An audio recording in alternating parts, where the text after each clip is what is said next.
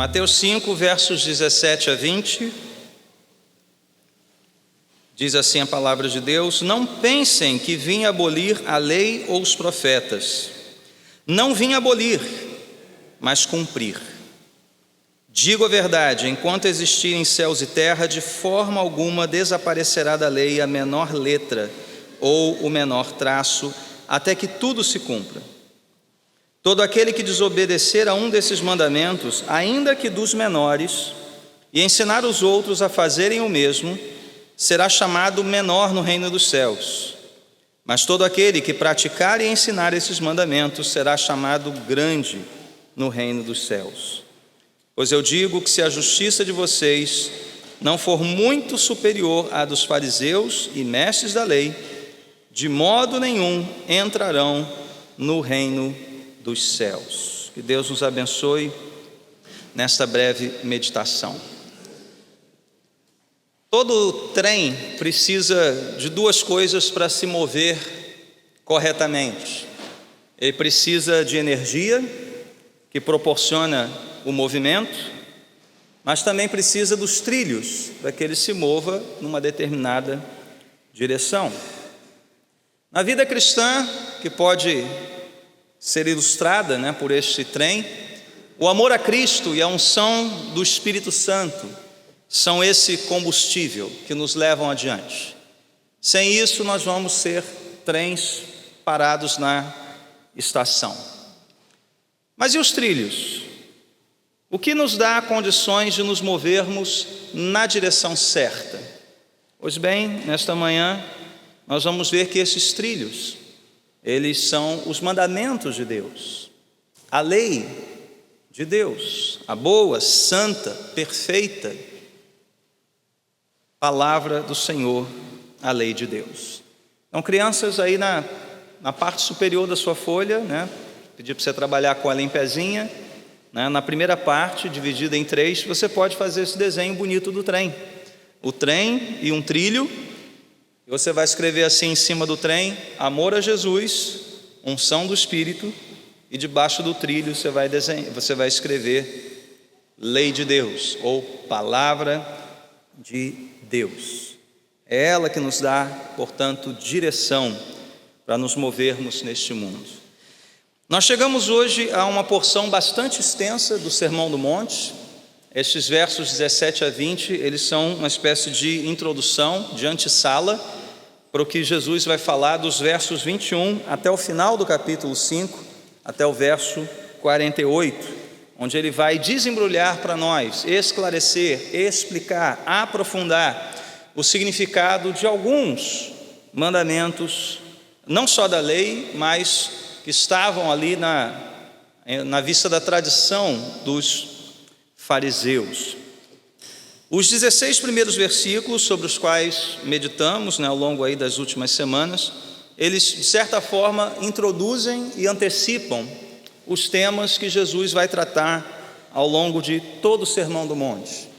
Então veja, quem são os discípulos de Jesus, quem são os verdadeiros cristãos, quais são as suas características, com que eles se parecem. Isso nós vimos nas bem-aventuranças, versos 3 a 12. Mas como esses cristãos atuam num mundo hostil, num mundo que irá persegui-los, mesmo que eles sejam humildes, pobres em espírito, mansos, tenham fome e sede de justiça.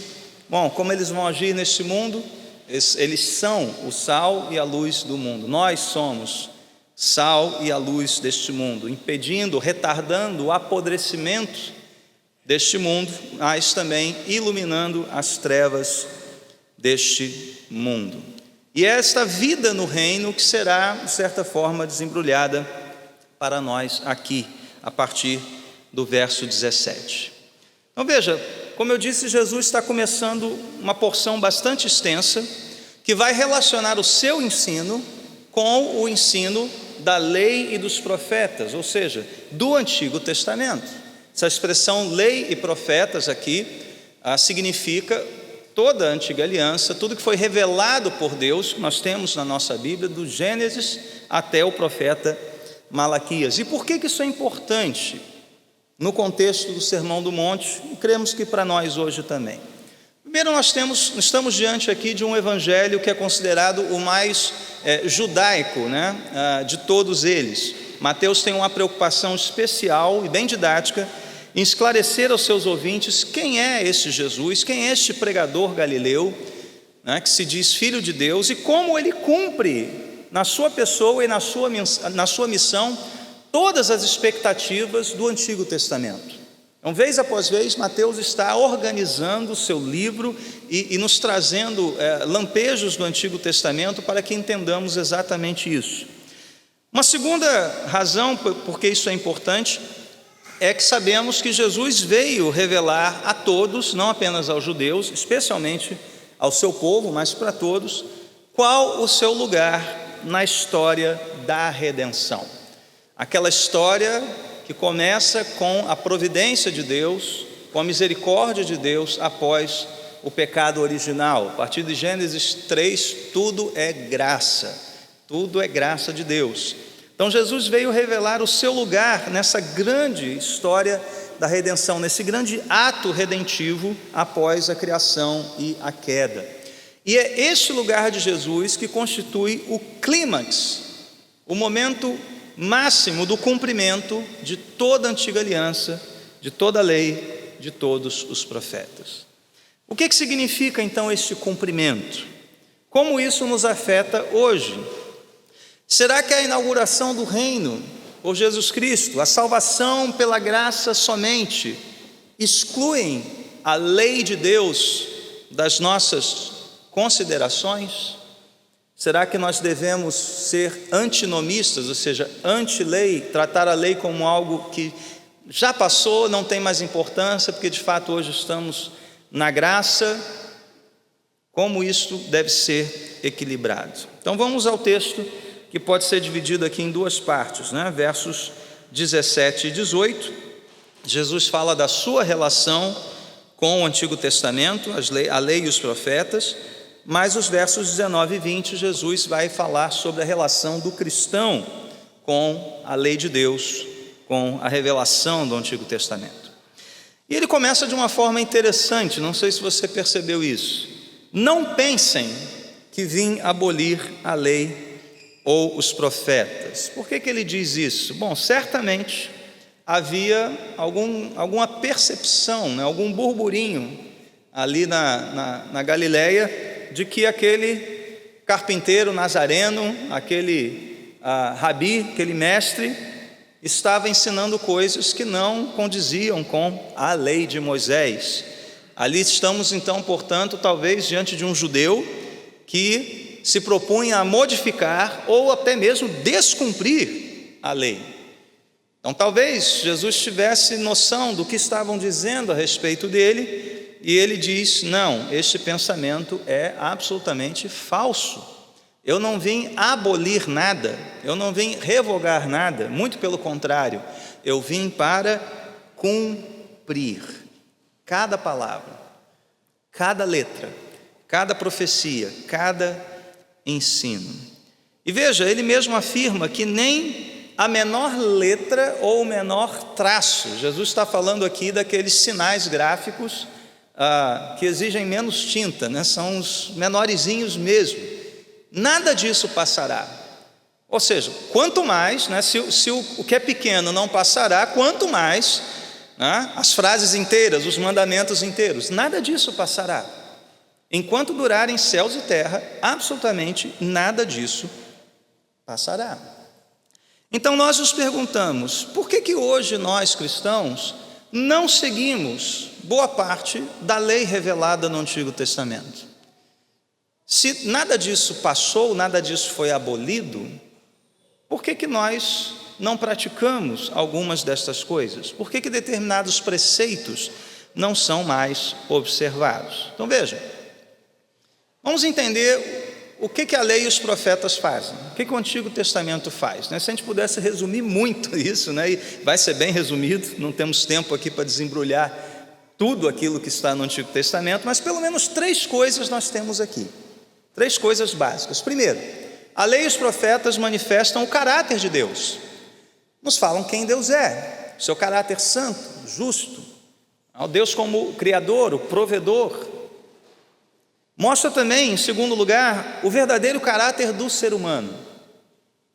Nós somos pecadores, nós somos rebeldes, nós estamos afastados da plena comunhão com Deus. E se você pensa que Deus é um ser acessível para tudo e todos, né? Basta ver o Antigo Testamento que você não vai perceber que não, absolutamente não. Deus é sempre o outro, muito diferente, santíssimo, puríssimo. Nós pecadores não podemos nos aproximar dele de qualquer maneira.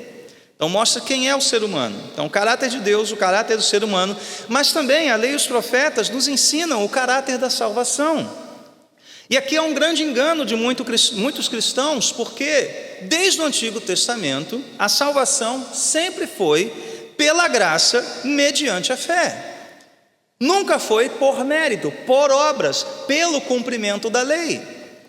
A lei veio ressaltar, revelar o enorme abismo entre nós e Deus. Como alguém esperaria ser salvo pelo cumprimento desta lei que revela esse abismo entre nós e Deus? Não, é pela graça. Um judeu piedoso entenderia que o sangue de um cordeiro, de um animal, jamais seria um substitutivo equivalente à sua própria vida.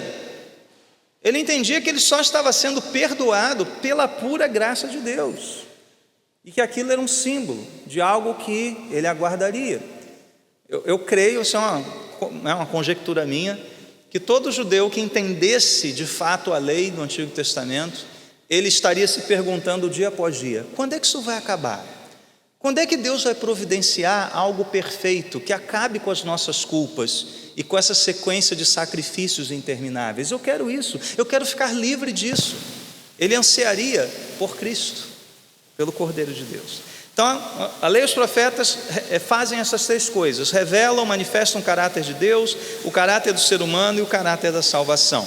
E por meio de três tipos de ensinos, vamos dizer assim: a sua doutrina, o ensino doutrinário, as predições. E é curioso que Jesus fala que a lei e os profetas profetizaram até João Batista. Então até a lei profetiza, né? Ou seja, aponta para adiante, aponta para algo superior, para algo que iria completá-la, cumpri-la de fato. Então veja, doutrina, predição e também os preceitos éticos, aquelas ordenanças, né, nas quais nós vemos como o verdadeiro seguidor do Senhor deveria se comportar, deveria agir nesse mundo. Então o que Jesus veio cumprir?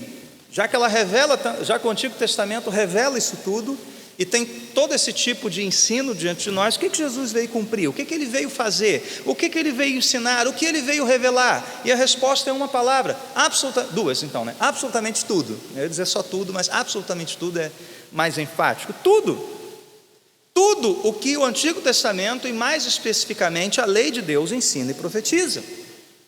Mais uma vez, lá em Mateus 11:13, ele disse que a lei e os profetas profetizaram até João Batista. Portanto, algo novo está sendo inaugurado com Jesus Cristo.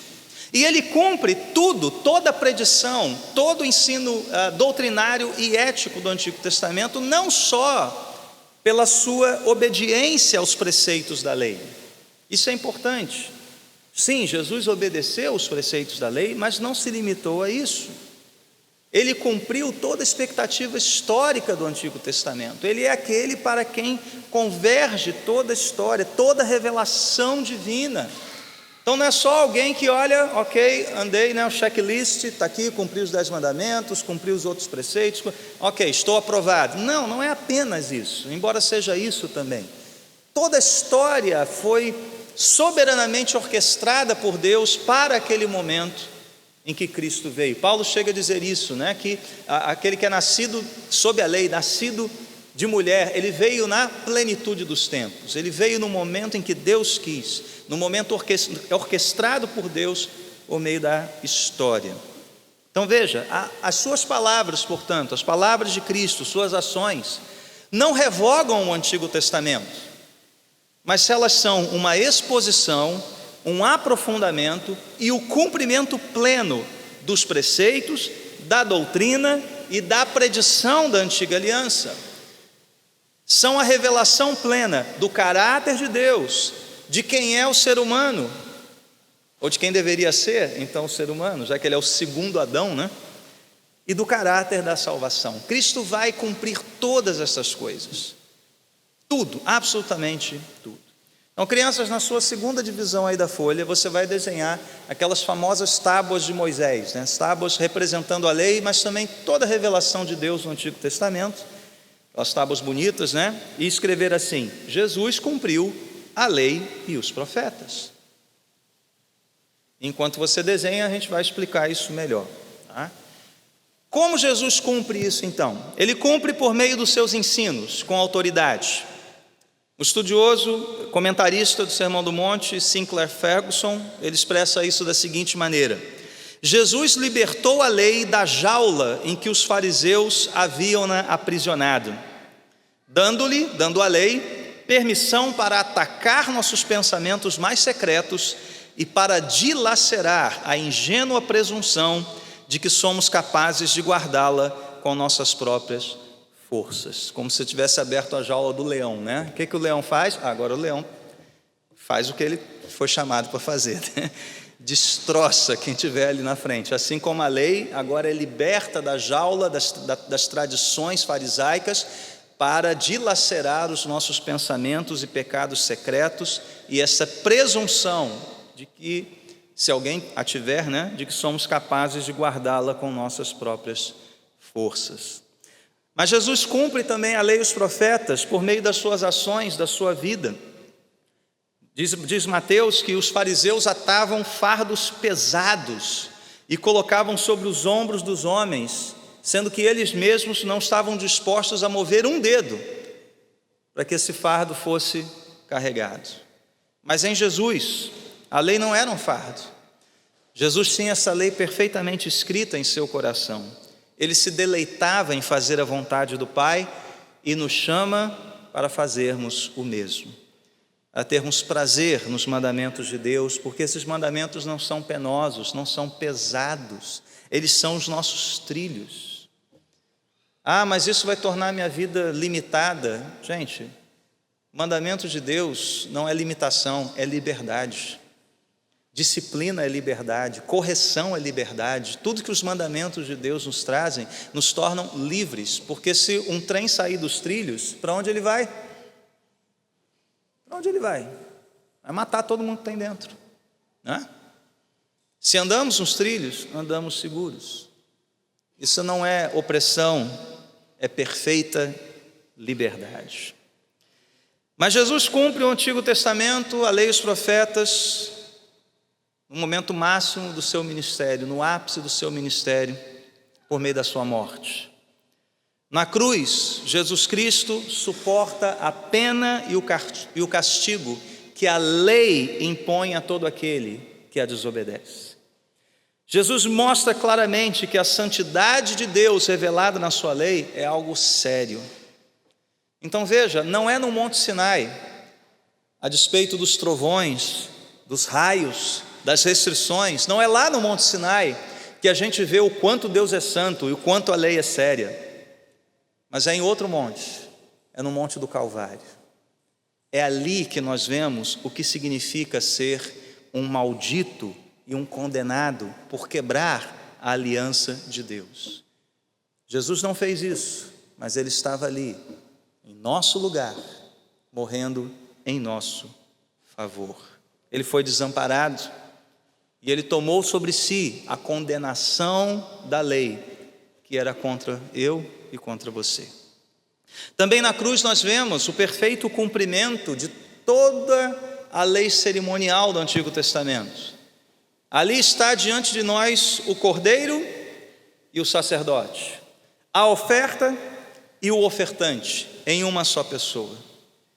E agora nós podemos então ter acesso a Deus por meio do sangue. Isso é importante. O preceito não foi abolido. Você ainda nesta manhã, para estar diante de Deus, precisa de sangue para mediar essa relação. Só que nós não precisamos mais trazer este sangue já foi derramado, este sangue já foi oferecido, o perfeito Cordeiro de Deus já foi imolado, o caminho está aberto.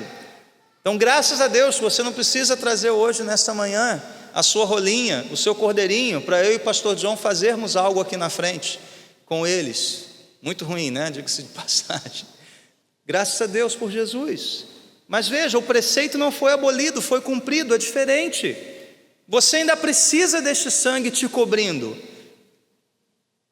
Agora eu estou livre para me apresentar a Deus. Não pensa isso não. O preceito ainda permanece, Deus é santo, nós somos pecadores, nós precisamos de algo que nos leve a Ele. Antigamente, os sacrifícios, a repetição daqueles rituais, e pela fé, aquele judeu entendia, agora eu sou perdoado. Mas agora nós temos um definitivo, Jesus Cristo.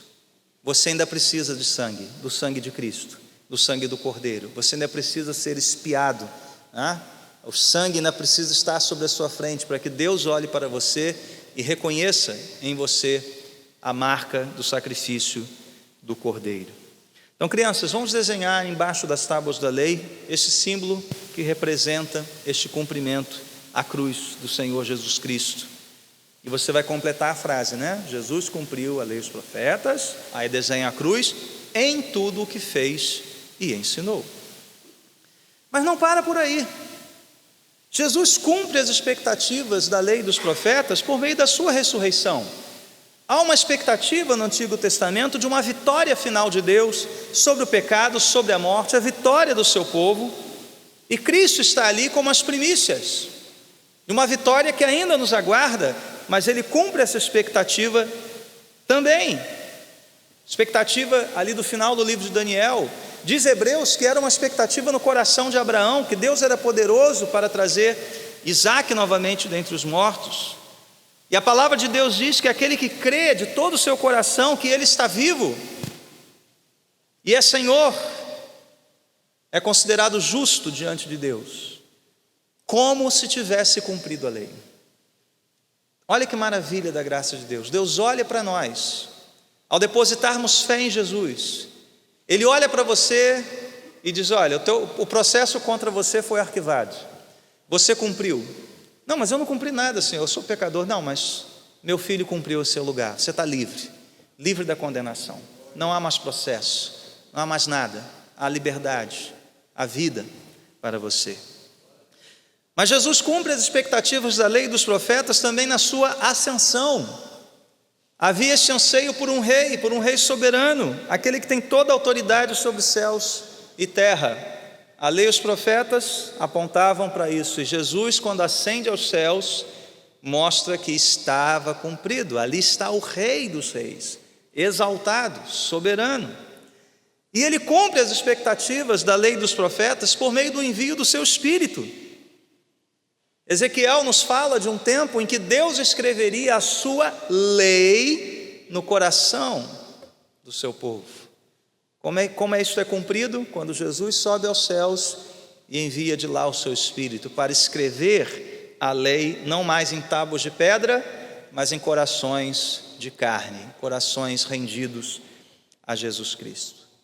Então sim, de certa forma algo novo foi inaugurado, uma nova aliança, mas que é o cumprimento, a continuidade de tudo aquilo que a lei e os profetas anunciaram. Quando Paulo diz que o fim da lei é Cristo, não está dizendo em fim no sentido de desaparecimento, mas de objetivo, de alvo. O alvo da lei é Cristo, o objetivo final daquilo tudo era apontar para o Senhor Jesus. Portanto, não estamos livres para desobedecer ou desconsiderar a lei.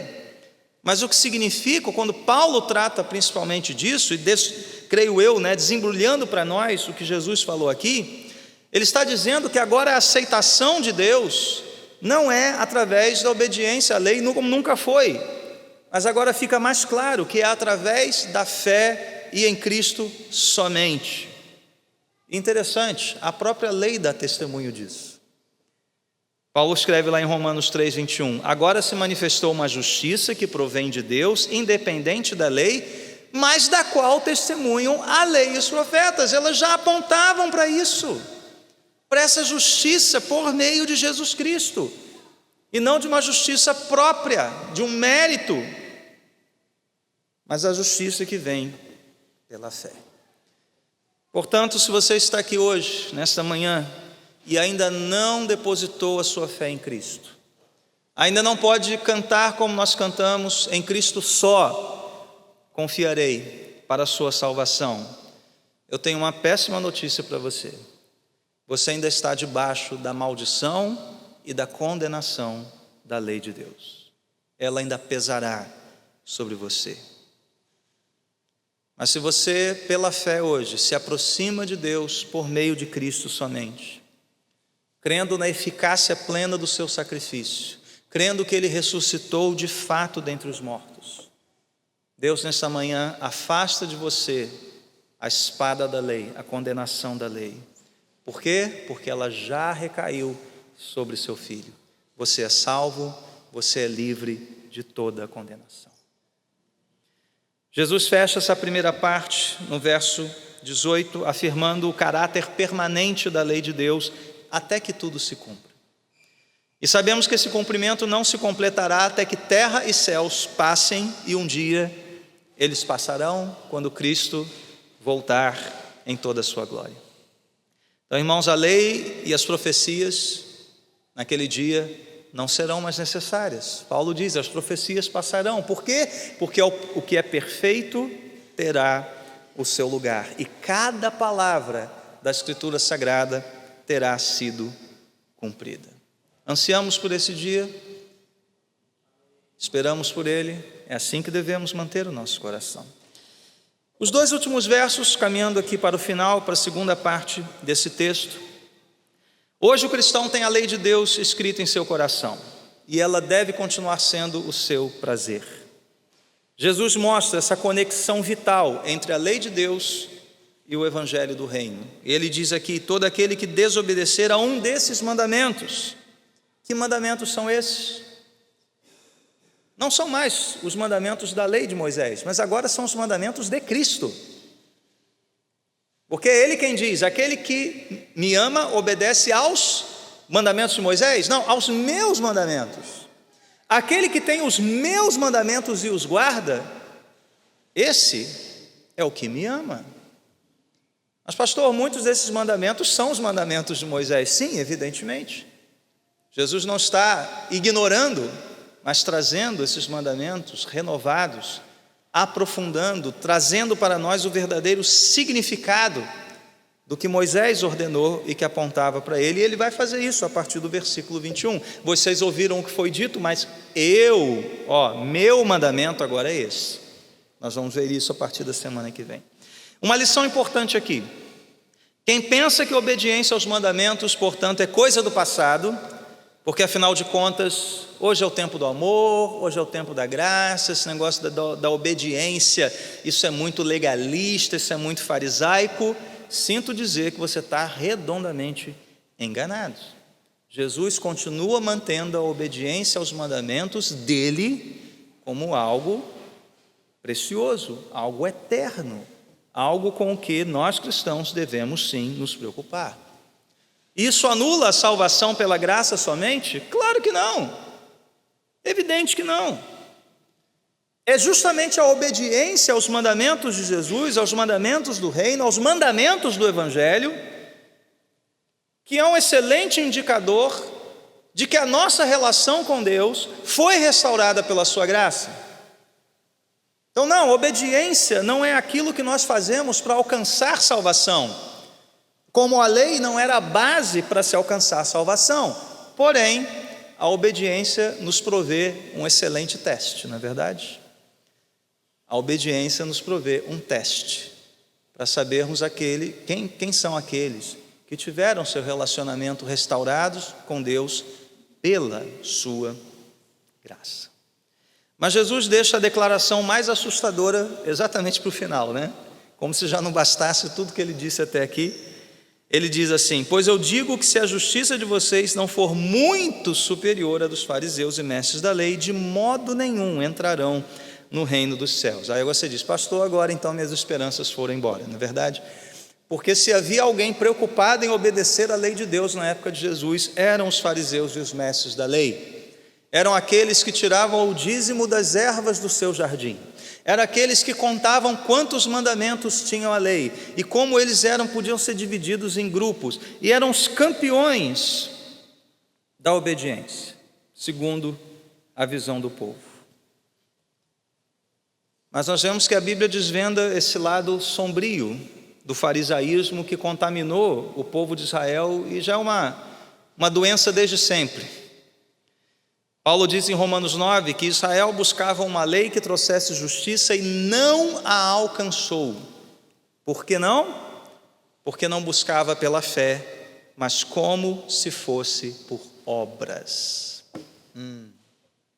Aqui está a razão do fracasso. O Sinclair Ferguson nos ajuda novamente dizendo o seguinte: se não somos mais justos do que um fariseu, nós não somos justos de forma nenhuma.